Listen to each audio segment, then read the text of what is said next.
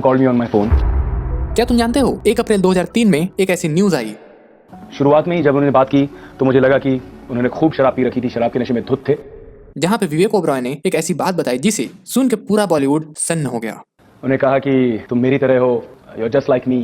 उन्होंने ऐश्वर्या का नाम लिया, उन्होंने दिया मिर्जा का नाम लिया, रानी मुखर्जी का नाम लिया, और उन्होंने कहा कि मेरे इन सब के साथ उस न्यूज में विवेक ओबरॉय ने बताया कि सलमान खान उन्हें 41 बार फोन कर चुके हैं और वो उन्हें 12 बजे रात से लेकर 5 बजे रात तक मारने की धमकी दे रहे हैं। लेकिन सबसे बड़ा क्वेश्चन आता है कि ये पूरे इंसिडेंट में ऐसा क्या हुआ जिसने विवेक ओबरॉय का पूरा कैरियर बॉलीवुड से जड़ से खत्म कर दिया, और इवन उनके फैमिली मेंबर्स जिनका कनेक्शन बॉलीवुड में पहले से है वो तक भी विवेक का कैरियर नहीं बचा सके।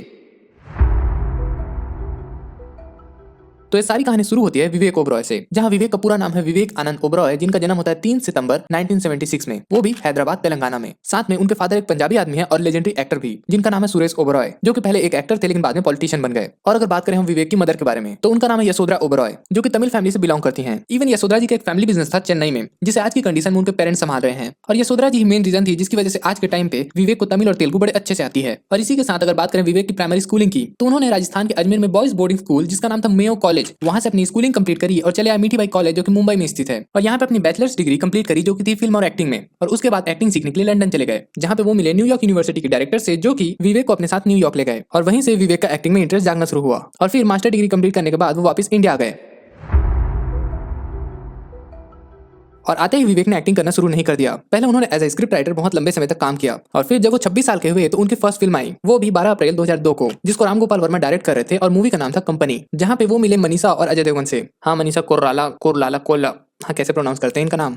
और एक चीज नोटिस करने वाली थी कि विवेक स्टार्टिंग से एक अच्छे एक्टर थे, क्योंकि उन्हें इस मूवी के लिए बेस्ट डेब्यूट और बेस्ट सपोर्टिंग एक्टर का फिल्म फेयर अवार्ड मिला, जिसके बाद आगे चल के उन्होंने फिर राम गोपाल वर्मा के साथ दूसरी मूवी की जिसका नाम था रोड, और उस मूवी में लीड एक्टर थे मनोज बाजपेयी। और फिर ऐसी मूवी आई जिसने विवेक का कैरियर चालू कर दिया, और मूवी का नाम था साथियां, जिसको यशराज फिल्म में प्रोड्यूस किया था 20 दिसंबर 2002 में। और इस मूवी के लिए उन्हें बेस्ट एक्टर के लिए नॉमिनेट भी किया गया था फिल्म फेयर में। और उस टाइम के हिसाब से ये विवेक के लिए बहुत बड़ी अचीवमेंट थी, क्योंकि जहां दूसरे दिग्गज एक्टर्स को कई मूवी करने के बाद कोई एक मूवी हिट मिलती थी, वहीं पे विवेक आते ही हिट पे हिट दिए जा रहे थे। इवन लोग उन्हें शाहरुख खान के साथ कंपेयर करते थे, साथ में उन्हें नेक्स्ट बिग थिंग भी कहा जाता था। लेकिन फिर प्रॉब्लम आ गई, जो कि थी ऐश्वर्या राय। तो ये पूरी कहानी को जानने से पहले हमें पहले ये जानना होगा कि सलमान खान और ऐश्वर्या राय डेट कब कर रहे थे।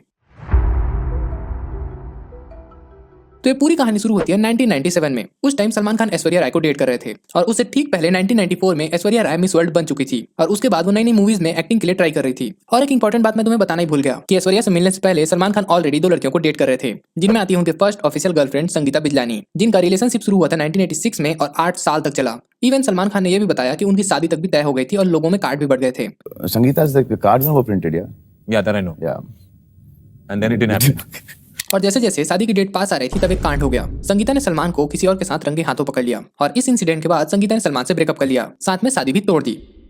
और ये सारे इंसिडेंट होने के बाद सलमान खान ने सोचा कि मूव ऑन करने के लिए किसी और को ढूंढा जाए, और फिर सलमान खान उस टाइम के पाकिस्तानी एक्ट्रेस सोमी अली को डेट करने लगे। और कई इंटरव्यूज में बताया गया कि दोनों एक दूसरे को लेकर काफी सीरियस थे। लेकिन एक और प्रॉब्लम आ गई, और किसको क्या पता था कि ये सारे प्रॉब्लम का दुख आखिर में सोमी अली के सर पे पड़ेगा, क्योंकि ये उस टाइम की बात है जब सलमान खान एक इवेंट पे गए थे। वो एक मूवी का इवेंट था जहाँ पे एक मूवी की सक्सेस पार्टी चल रही थी, जिसमें सारे नए एक्टर्स, पुराने एक्टर्स और दिग्गज एक्टर्स सारे लोग आए थे, जहाँ पे ऐश्वर्या राय भी आई थी। और जब सलमान खान ने ऐश्वर्या राय को पहली बार देखा वो उन्हें पसंद आ गई। इवन ऐश्वर्या राय ने ये सारी बातों को अपनी बुक हॉल ऑफ फेम में खुद बताया हुआ है कि सलमान खान ने 1997 में मंसूर खान की फिल्म बस इसलिए रिजेक्ट कर दी क्योंकि उस फिल्म में सलमान खान ऐश्वर्या के भाई बनने वाले थे, और उस मूवी का नाम था जोश। इवन सलमान खान ने उस मूवी के प्रोड्यूसर जिनका नाम था रतन जैन, उनको ये तक बोल दिया था कि क्यों यार मेरे को इसका भाई क्यों बना रहे हो। और क्या तुम जानते हो कि सलमान खान ने जब मूवी को रिजेक्ट कर दिया तो वो मूवी कुछ टाइम के लिए डिले हो गई, जिसके बाद सलमान खान को रिप्लेस करके मूवी को सन 2000 में फिर से रिलीज किया गया। और इसके बाद भाईजान को ऐश्वर्या का बुखार चढ़ गया, क्योंकि सलमान खान ऐश्वर्या को लेकर इतने सीरियस हो गए थे कि वो हर प्रोड्यूसर को बस यही बोलते थे कि तुम मेरे अपोजिट में ऐश्वर्या को भी ले लो। और सबसे बड़ी चौंकाने वाली बात ये थी कि जहाँ पे ऐश्वर्या राय को मूवी नहीं मिल रही थी, वहीं पे सलमान के दोस्त संजय लीला भंसाली ने ये रिस्क ले लिया, और उन्होंने सलमान और ऐश्वर्या को एक ही मूवी में रखा जिसका नाम रखा हम दिल दे चुके सनम, जो कि आई थी 18 जून 1999 में। और देखते ही देखते शूटिंग स्टार्ट हो गई और दोनों आपस में क्लोज आ गए। इवन सलमान खान जिस दिन ऑफ शूट होता था उस दिन भी ऐश्वर्या के साथ अपना टाइम स्पेंड करते थे। और ये सारी बात सोमी अली को पता चल गई कि सलमान किसी और के साथ बहुत ज्यादा टाइम स्पेंड कर रहे हैं। और इसका भी एक रीजन था, क्योंकि एक दिन सोमी अली अपने घर से निकल के सलमान के घर उनसे मिलने पहुंची, जहाँ पे सोमी ने देखा कि सलमान तो घर पे मौजूद नहीं है, लेकिन ऐश्वर्या राय सलमान के घर में मौजूद है। और ये सारे इंसिडेंट कई बार रिपीट हुए, क्योंकि ऐश्वर्या राय सलमान के घर में अक्सर आना जाना करती थी। और ये सारी बातें सोमी अली को अच्छी नहीं लगी, और आखिरी में सोमी अली ने हार मान के 1999 में सलमान से ब्रेकअप कर लिया। और सोमी ने ब्रेकअप के बाद सलमान को क्या देश छोड़ के ही चली गई, फ्लोरिडा में शिफ्ट हो गई। लेकिन इससे कुछ खास फर्क पड़ा नहीं और ये बात दब गई। जिसके बाद ऐश्वर्या और सलमान आपस में और क्लोज आने लगे। लेकिन दोनों की खुशी ज्यादा दिन तक नहीं चली, क्योंकि ये सारी बातें कि ऐश्वर्या सलमान के साथ अपना टाइम स्पेंड करती है, ये सारी बात ऐश्वर्या के घर में पता चल गई, जहाँ पे ऐश्वर्या के फादर ने सलमान और ऐश्वर्या के रिश्ते को साफ साफ इनकार कर दिया। इवन ऐश्वर्या के फादर ने ऐश्वर्या को मना भी किया था कि वो सलमान से ना मिले, बट स्टिल ऐश्वर्या ने उनकी बात नहीं मानी और वो घर छोड़कर चली गई। और ये सारे इंसिडेंट के बाद ऐश्वर्या ने मुंबई लोखंडवाला में एक अपार्टमेंट ले लिया और उसके बाद ऐश्वर्या ने वहीं पर रहना शुरू कर दिया। और जैसे ये सारी बातें सलमान को पता चली, वो रात के 3 बजे ऐश्वर्या के दरवाजे पे पहुंच गए और तेज तेज दरवाजा को पीटने लगे और साथ में सलमान धमकी भी दे रहे थे कि अगर दरवाजा नहीं खोला तो मैं इस बिल्डिंग से कूद जाऊंगा। लेकिन ऐश्वर्या ने दरवाजा नहीं खोला और सलमान खान रात भर दरवाजा पीटते रहे। और इवन सलमान खान उस टाइम इतने गुस्से में थे कि आस पड़ोस के लोग भी ऐश्वर्या की मदद के लिए नहीं जा रहे थे और तेज तेज दरवाजा पीटने की वजह से सलमान के हाथों से खून तक निकलना शुरू हो गया था। जिसके बाद आखिरी में ऐश्वर्या ने हार मान के दरवाजा खोला और सलमान खान सुबह 8 बजे तक ऐश्वर्या के साथ ही रहे। और बताया जाता है कि सलमान खान उस दिन ऐश्वर्या को शादी के लिए पूछने गए थे, लेकिन ऐश्वर्या ने उस टाइम शादी के लिए साफ साफ मना कर दिया।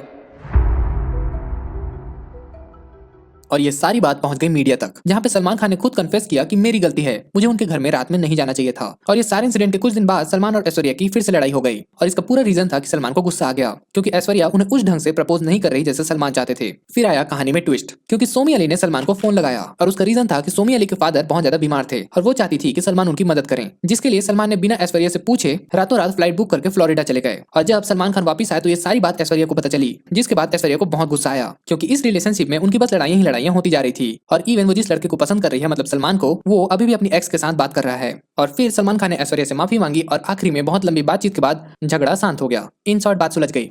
फिर ये सारे इंसिडेंट के कुछ टाइम बाद ऐश्वर्या अपनी दूसरी मूवी कुछ ना कहो की शूटिंग कर रही थी, जिसके मेन लीड में अभिषेक बच्चन थे। हाँ, एक और इंपॉर्टेंट बात कि इस मूवी के दौरान अभिषेक बच्चन और ऐश्वर्या दोस्त बन गए थे। तो जब कुछ ना कहो की शूटिंग हो रही थी, तब सलमान अपनी कार में पहुंचे शूटिंग के सेट पे, वो भी गुस्से में, और उतरते ही उन्होंने सुभाष घई को थप्पड़ मारा और साथ में पूरे सेट को तबाह कर दिया। और ऐश्वर्या को बीच शूटिंग के दौरान अपनी कार में बैठने को कहा और ऐश्वर्या ड्रामा क्रिएट नहीं करना चाहती थी, तो वो सलमान के साथ चुपचाप बैठ गई। और ये सारे इंसिडेंट के कुछ टाइम बाद, मतलब 2002 में ऐश्वर्या जब अवार्ड लेने आई और तब उनके हाथ में एक फ्रैक्चर हो गया था, जिसके बाद पूरे मीडिया और लोगों ने सलमान पे उंगली उठाई कि उन्होंने ऐश्वर्या के साथ गलत व्यवहार किया है। बट स्टिल ऐश्वर्या ने सारी चीजों को कवर अप करते हुए इंटरव्यू में कहा कि मैं सीढ़ी से नीचे गिर गई थी और मेरा क्या, अगर कोई दूसरा आदमी भी गिर जाता सीढ़ी से तो उसके साथ भी ऐसा ही होता। इसमें सलमान ने मेरे साथ कुछ नहीं किया। और ये सारे इंसिडेंट के दौरान अगेन सलमान और ऐश्वर्या में फिर से लड़ाई हुई, जिसके बाद सलमान अपने गुस्से को काबू नहीं रखते हुए फिर पहुंच गए चलते चलते के सेट पे, जहां पे शाहरुख खान ने उनको रोकने की भी कोशिश की, तो सलमान खान ने उनका कॉलर पकड़ लिया। और जिन लोगों को नहीं पता, शाहरुख खान खुद चलते चलते मूवी को बना रहे थे, तो उन्होंने ऐश्वर्या को रिप्लेस कर दिया रानी मुखर्जी के साथ, जिस पे ऐश्वर्या को ये बात बहुत खराब लगी और उन्होंने बोला कि शाहरुख मेरे अच्छे दोस्त थे, लेकिन वो ऐसा करेंगे मुझे नहीं पता था। और ये सारी घटना के बाद ऐश्वर्या का करियर डूबने लगा, क्योंकि लोग उन्हें कास्ट करने से डरते थे, क्योंकि अगर ऐश्वर्या को कास्ट कर लिया गया तो सलमान सेट पे आकर तबाही मचा देंगे। फिर आई 28 सितंबर 2002 की रात, जिसने सलमान का पूरा जीवन बदल के रख दिया, क्योंकि उस दिन सलमान ड्रंक होकर कार चला रहे थे और उनसे एक एक्सीडेंट हो गया, जिससे एक आदमी हमेशा के लिए चला गया। और इस पूरे न्यूज की वजह से बॉलीवुड में हाहाकार मच गया और यहाँ से शुरू हुआ सलमान का जेल का सिलसिला। और जब सलमान जेल में थे तो उनसे मिलने के लिए पूरा बॉलीवुड पहुंचा, सारे बड़े छोटे एक्टर्स, प्रोड्यूसर सब पहुंचे सलमान को मिलने के लिए, लेकिन एक को छोड़ के, ऐश्वर्या राय। और इस बात से साफ हो गया था कि ऐश्वर्या ने सलमान से ब्रेकअप कर लिया। और इस इंसिडेंट के बाद ऐश्वर्या ने एक इंटरव्यू दिया, जिसमें उन्होंने कन्फेस कर दिया कि सलमान उन्हें मारते थे। इवन जेल से निकलने के कुछ टाइम बाद सलमान ने अपने दोस्त संजय लीला बंसाली की मूवी जिसका नाम था रामलीला, उसके हीरोइन के लिए ऐश्वर्या को ऑफर दिया, लेकिन ऐश्वर्या ने साफ मना कर दिया। और अब यहाँ शुरू होता है विवेक ओबरॉय का चैप्टर। तो बात है 2003 की, जब ऐश्वर्या पहली बार मिलती हैं विवेक से एक मूवी के सेट के दौरान, जिसका नाम था क्यों हो गया ना। और धीरे धीरे मूवी की शूटिंग के दौरान दोनों आपस में क्लोज आ गए, और जहाँ पे विवेक अपने इस रिलेशनशिप को अपने फ्रेंड्स, फैमिली या फिर मीडिया के सामने खुल के बोल रहे थे, Are you seeing Aishwarya Rai? Yes. वहीं पे ऐश्वर्या ने आज तक कभी विवेक के साथ अपनी इस रिलेशनशिप को कभी एक्सेप्ट नहीं किया। Wonderful. Why does she never admit to it? I don't think you asked her that on the show. Of course I have. But still दोनों एक साथ थे। बट एक प्रॉब्लम हो गई, जहाँ पे विवेक और ऐश्वर्या दोनों आपस में क्लोज आते जा रहे थे, वहीं पे सलमान को ये चीज अच्छी नहीं लग रही थी, और ये सारी चीजों का गुस्सा सलमान के द्वारा विवेक पे एक दिन फटने वाला था। और फिर वो रात आई जिसने विवेक ओबरॉय का पूरा कैरियर बॉलीवुड का हमेशा के लिए खत्म कर दिया।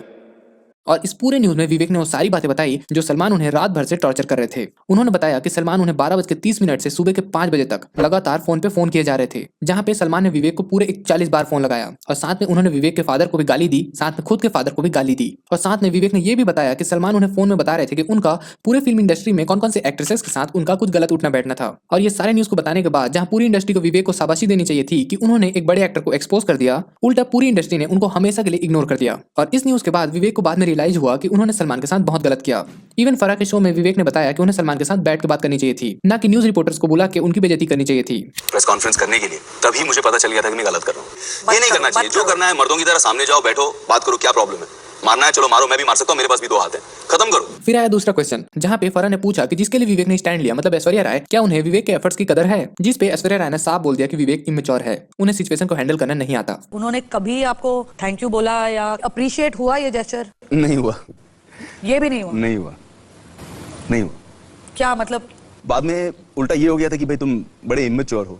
और ये सारी चीजों के कुछ टाइम बाद ऐश्वर्या और विवेक का ब्रेकअप हो गया। और ये सारे इंसिडेंट के बाद विवेक अपनी लाइफ के सबसे लो मोड में चले गए, क्योंकि ये सारे इंसिडेंट की वजह से विवेक के सबसे अच्छे दोस्त उस टाइम के सोहेल खान, उनसे भी उनकी दोस्ती टूट गई। कहा जाता है कि आज तक सोहेल खान ने उस न्यूज के बाद विवेक से कभी बात नहीं की। बट इसके साथ विवेक को एक और मौका मिला था अपने बॉलीवुड कैरियर को रिवाइव देने का, लेकिन विवेक उस टाइम अपने लाइफ के सबसे लो फेज में थे और उस वजह से उन्होंने वो सारी मूवी रिजेक्ट कर दी। बाय द वे, क्या तुम्हें पता है कि विवेक ने अपनी लो फेज में कौन कौन सी मूवी रिजेक्ट करी? मुन्ना भाई MBBS, बंटी और बबली, हम तुम, ऐसी बहुत सारी हिट मूवीज थी जिसको विवेक ने रिजेक्ट कर दिया।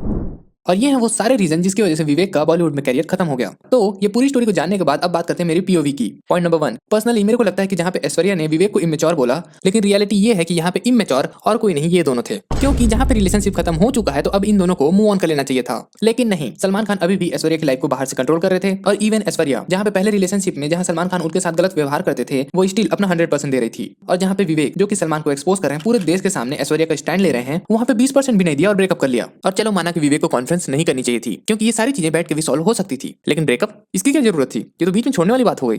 पर्सनली जब मैं इस स्टोरी के बारे में पढ़ रहा था, विवेक और सलमान खान की कंट्रोवर्सी के बारे में, पर्सनली मेरे को फील हुआ कि विवेक के साथ बहुत ज्यादा हो गया। इस लेवल का नहीं होना चाहिए था। मैं एक दिन शूटिंग करके घर आ रहा था, शूट आउट के लिए शूटिंग कर रहा था, और घर आ रहा था और घर आया और I saw my mother crying and like a baby, you know my mother who was my strength and जो मेरे हमेशा मेरी शक्तियां हैं, मेरे आशीर्वाद हैं, बच्चे की तरह रोने लगी। कहने लगी कि कब तक मेरे बेटे को ऐसे करते जाएंगे, मैं भी माँ हूँ और मेरे बेटे के बारे में कह रहे हो तो मुझे कैसे लग रहा है। तो वीडियो को यहीं तक रखते हैं। Thank you so much for watching और मिलते हैं तुमसे न्यू वीडियो के साथ। सब्सक्राइब किए बिना मत जाना, चलेगा तो ठीक नहीं होगा।